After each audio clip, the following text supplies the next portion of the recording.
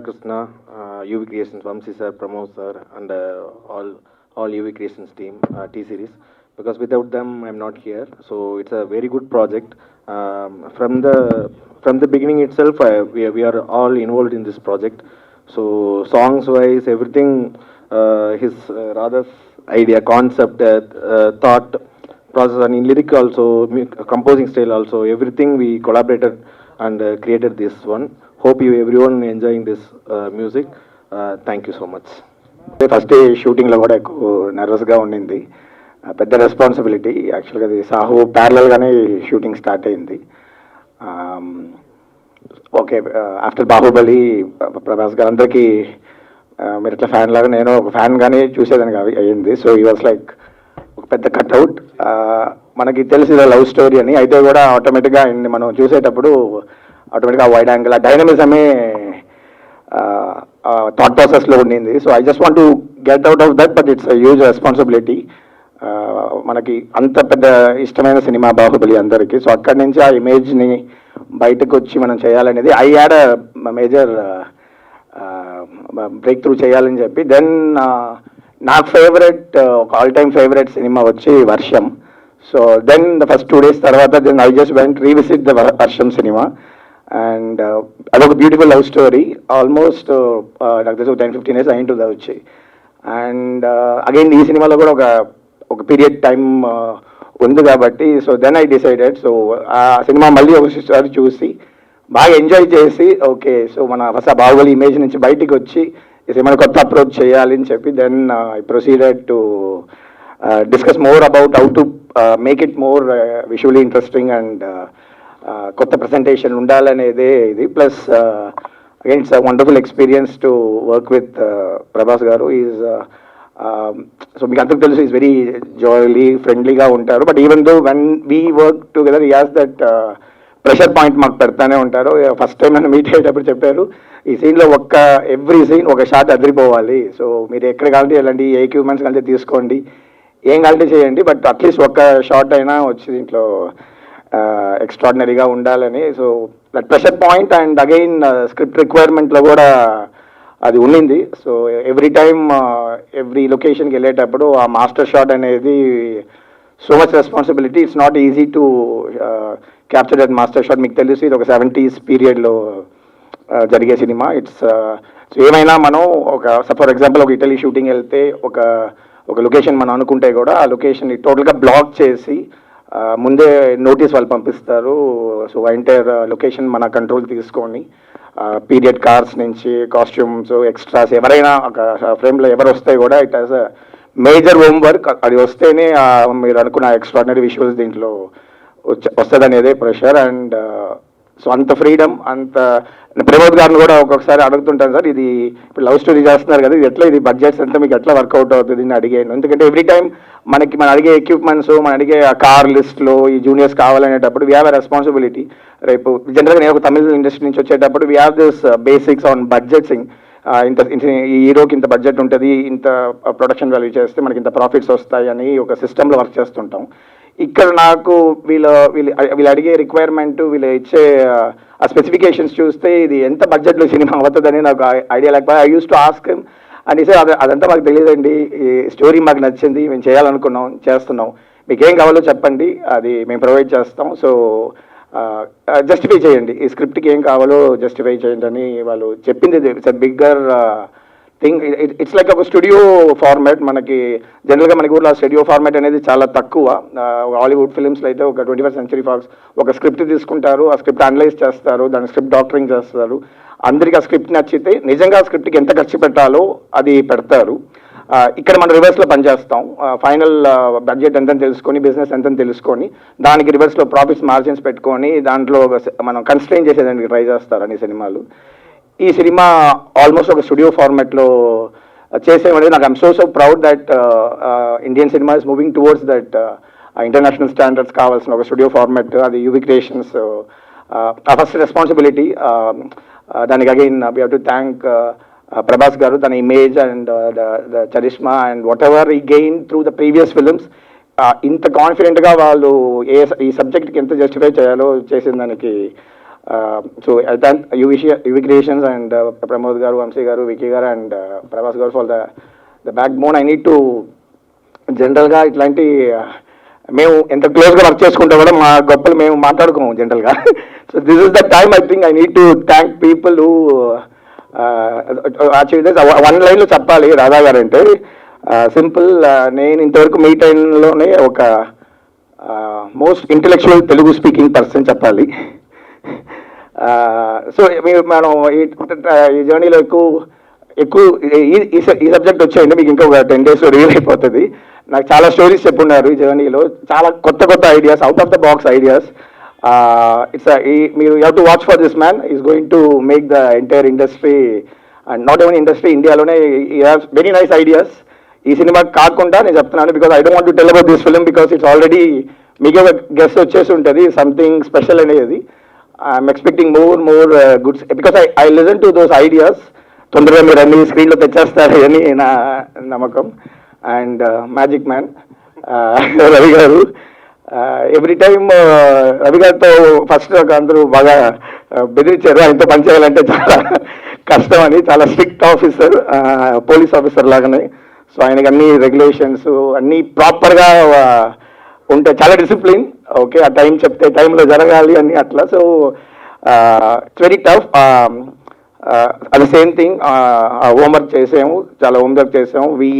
Almost ఒక 6 times Italy travel చేసి ఉంటాం ఈ ప్రాజెక్ట్ గురించి. ఫస్ట్ ఒక 3 times ప్రీ ప్రొడక్షన్.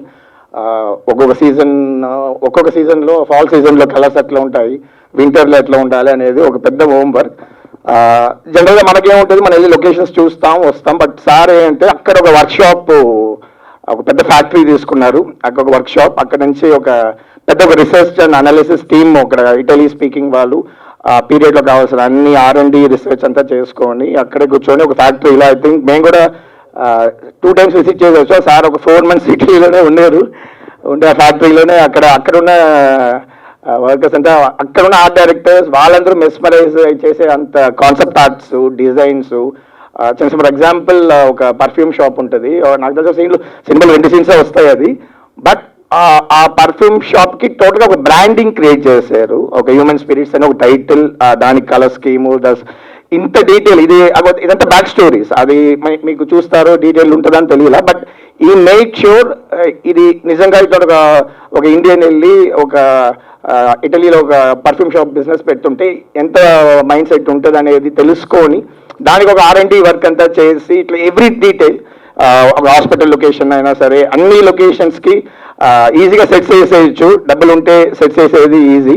బట్ అయినా మోర్ దెన్ దట్ ఆ సెట్స్, లైవ్ లొకేషన్స్ ఇవన్నీ ఇంపార్టెంట్గా ఉండాలి, ఆ టైం పీరియడ్లో ఉండాలి. సో ఎవరు దాన్ని ఈ రోజులో ఈ మీమ్స్ వరల్డ్లో ఒక చిన్న మిస్టేక్ కూడా మీరు ఈజీగా కనిపెట్టేసి దాన్ని ఒక పెద్ద ప్రాపగండా చేసేస్తారు. సో ఈ మేడ్ షూర్ ఎవ్రీ ఫ్రేమ్ ఆ పీరియడ్ కావాల్సిన ఆథెంటిసిటీ, ఆ home work. I need to really thank the entire art department team, వాళ్ళ అసిస్టెంట్స్ అందరూ డే నైట్ చాలా కష్టపడ్డారు.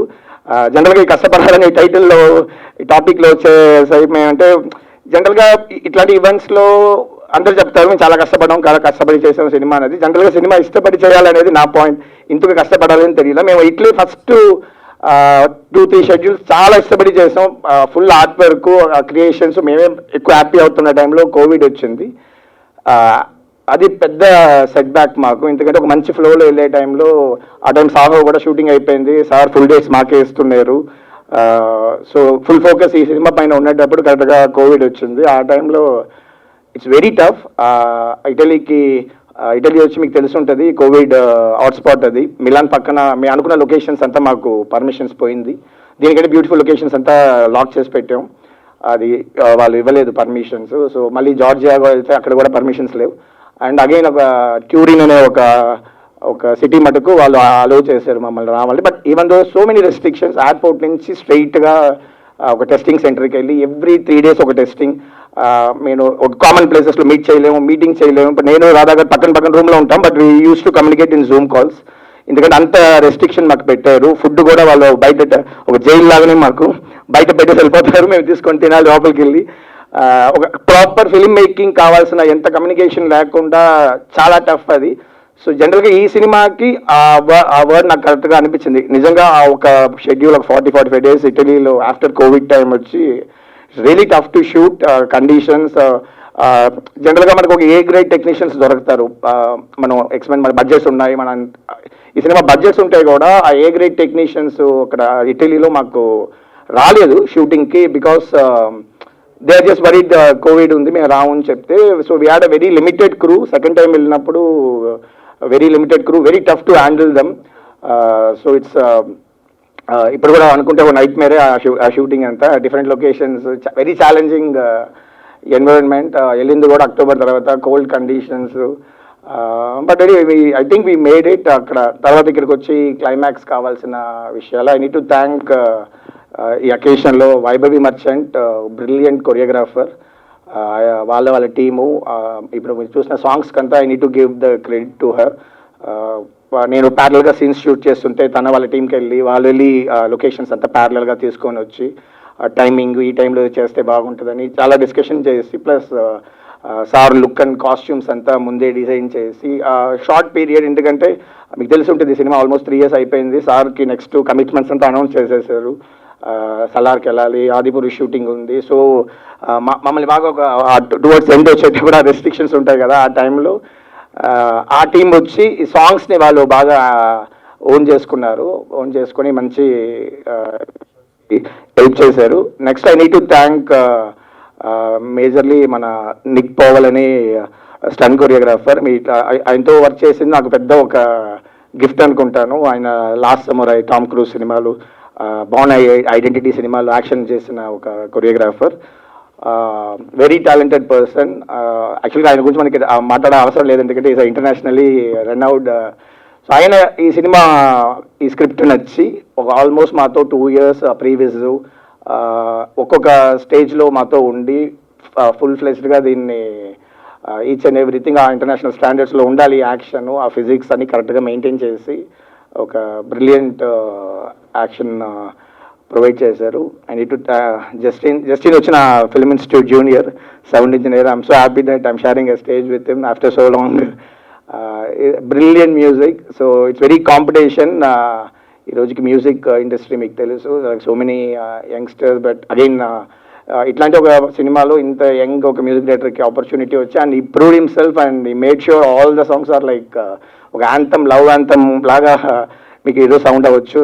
I need to thank Justin for that. So it's very inspiring, even though it's most of the songs you're not seeing a lip sync.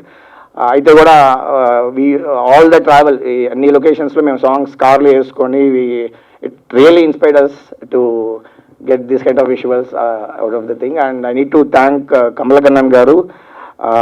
It's very tough. Manaki again speaking on budgets, manaki itlanti oka Titanic lanti oka visuals vachi they would have spent so much amount and time. Manaki anta budgets undadu VFX ki general ga. So within the budgets he made a really interesting VFX for us. And I need to thank entire production team from Sandeep garu, Sridhar garu, Gopi, Rao garu, and మా first AD Arun, NTR assistant directors team, నా assistants, ఇంకెవరున్నారు. So all this it's very interesting journey. ఈ cinema hero లాగానే నాకు ఈ cinema commit అయ్యేటప్పుడు was a single. నాకు అప్పుడు పెళ్ళి అవ్వలేదు, పెళ్లి చేస్తూ నా ఐడియా కూడా లేదు. ఇప్పుడు నా my kid is going to pre school. So అదొక ఫ్యామిలీ లాగా వీళ్ళందరూ ఒక ఫ్యామిలీ లాగా అయిపోయారు. ఎందుకంటే ఇట్స్ లైక్ జనరల్గా ఒక సినిమా 6 months 8 months పని చేస్తుంటాం, నెక్స్ట్ సినిమాకి వెళ్ళిపోతుంటాం. ఇది ఇప్పుడు అయిపోతుంది అనేటప్పుడు ఇంకా నాకేది నమ్మకం లేదు. So it's like a long journey, but it's like a family for me, the entire Radhe Shyam team. Thanks for this opportunity again. So thank you. ఒక బ్యూటిఫుల్ లవ్ స్టోరీ అండి ఇది. రాధా ఒకసారి నాకు స్టోరీ చెప్పినప్పుడు ఐ వాజ్ వెరీ ఎక్సైటెడ్ అనమాట. అంటే జనరల్గా ఏంటంటే ప్రతి ఒక్కరు చెప్పే మాట ఎక్సైటెడ్ అని చెప్పేసి. బట్ ఏంటంటే this is happening in Italy in 1970s. మన వరల్డ్లోనే ఆర్ట్కి ఎక్కువ వాల్యూ ఇచ్చేది యూరోపియన్స్ అనమాట. దాంట్లో ఇటలీ ఒక one of the country.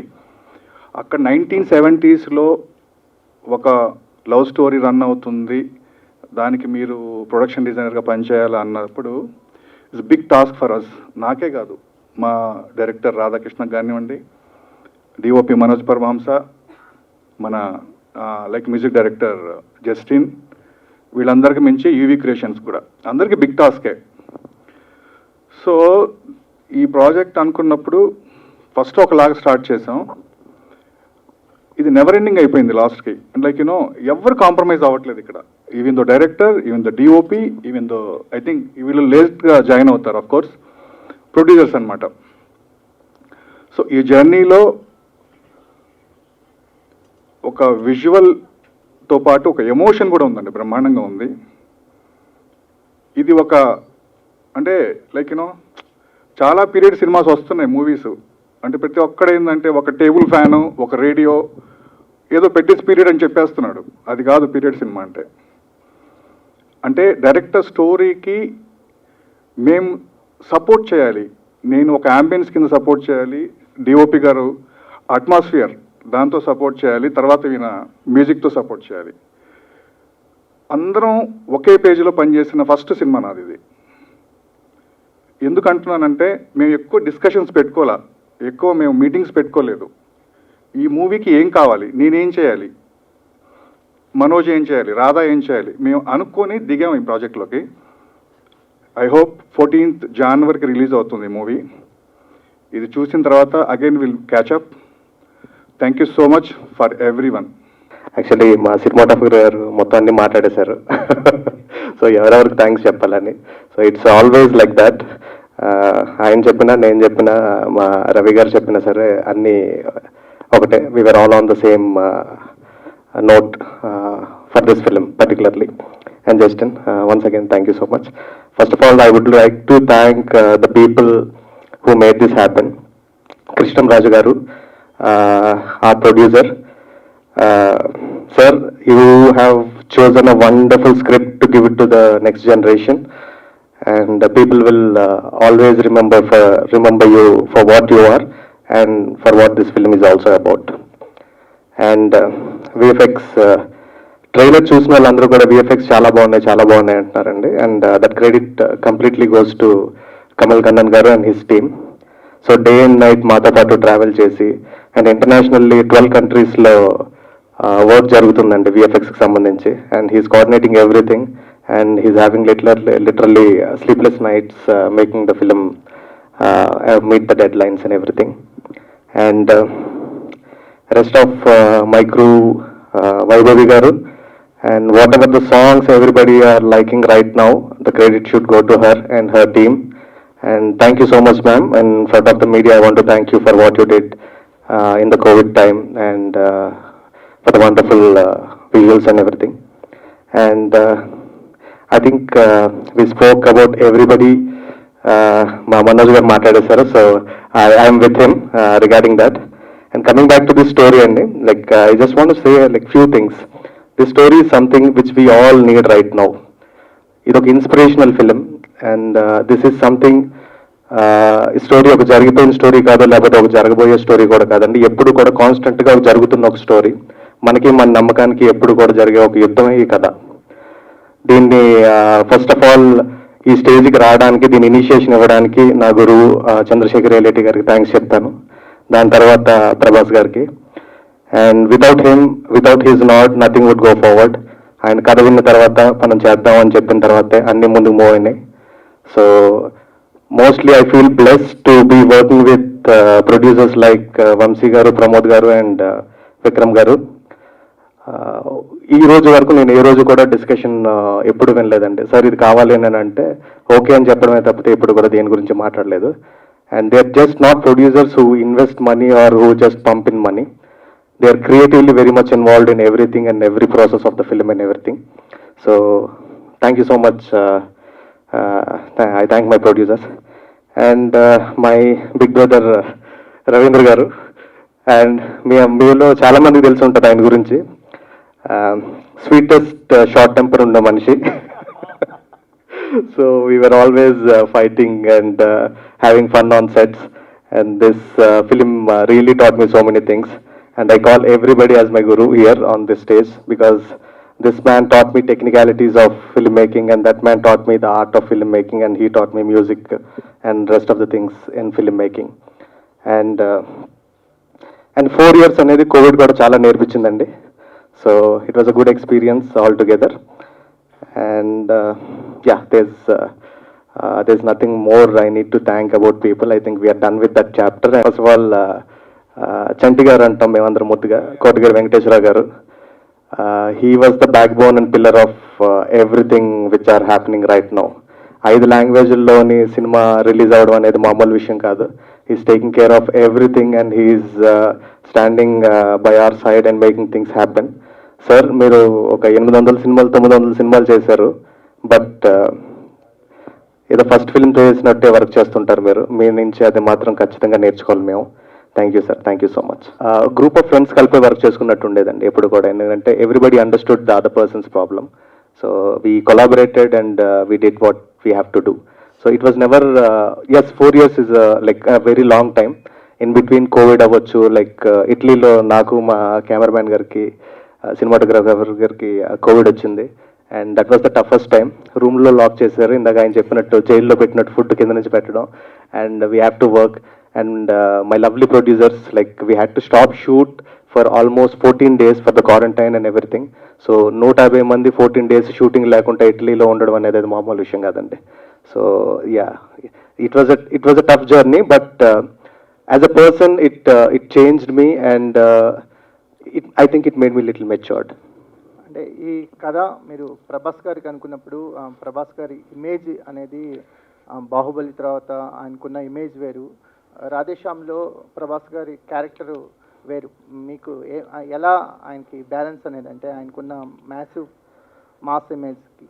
First of all, I'm a big fan of Prabhas garu అండి. నేను ఫస్ట్ డే ఆయన సినిమాలు చూసేసి ఫ్రెండ్స్ అందరితో పాటు హడావిడి చేసే టైప్ నేను. So it's more of excitement, and ఆ ఇమేజ్ కానీ అది కానీ వీ నెవర్ ఫెల్ట్ అండి. ఎందుకంటే he also never made us feel that.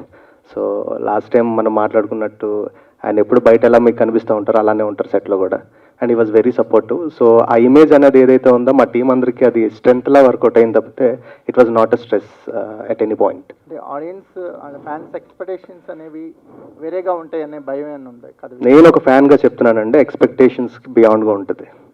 Trailer release అయిన తర్వాత సినిమా ఫేజ్ అనేది మారిపోయింది అనిపిస్తుంది. అంటే బిఫోర్ ట్రైలర్ ఒక ఎక్స్పెక్టేషన్స్ ఉండే, ట్రైలర్ రిలీజ్ అయిన తర్వాత అంటే కథ కొంచెం మీరు హింట్స్ ఇచ్చిన తర్వాత దాని ఫేజ్ అనేది మారిపోయింది. ఇప్పుడు 360 degrees ఒక పాజిటివిటీ పోరైంది రాధేశ్యామ్ మీద ఆఫ్టర్ ట్రైలర్ తర్వాత. మీకు ట్రైలర్ తర్వాత మీకు ఎలాంటి రెస్పాన్స్ ఉంది? Yes and it's a wonderful response. Like most view trailer in India అనేటప్పటికీ it was very happy moment for us, and we were all very happy over a phone sharing those news articles or whatever. It was good, and it was good.